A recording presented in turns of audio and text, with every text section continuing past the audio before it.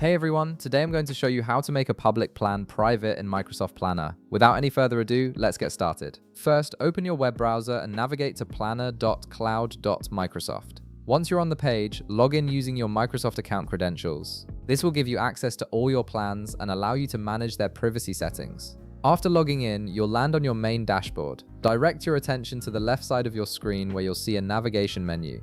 Click on My Plans to view all the plans you've created or are part of. This section displays both your personal plans and any shared team plans you have access to. From the list of plans that appears, locate and click on the specific plan you want to make private. This will open the plan and show you all its tasks, buckets, and other details. Once you're inside the plan, look at the top of the screen where you'll see several options. Click on the three dots icon, which opens a drop-down menu with various plan management options. This is where you can access important settings and configurations for your plan. From the drop-down menu that appears, click on Plan Details. This option allows you to view and modify the core settings of your plan, including its privacy configuration and other important properties. In the Plan Details window, navigate to the Settings section. This is where all the configurable options for your plan are located, including privacy controls that determine who can access and view your plan. Now, look for the privacy option within the settings. Here you'll notice that your plan is currently set to public, which means it's visible to everyone in your organization. This setting determines the level of access and visibility your plan has across your workspace. To change this, simply click the radio button next to private.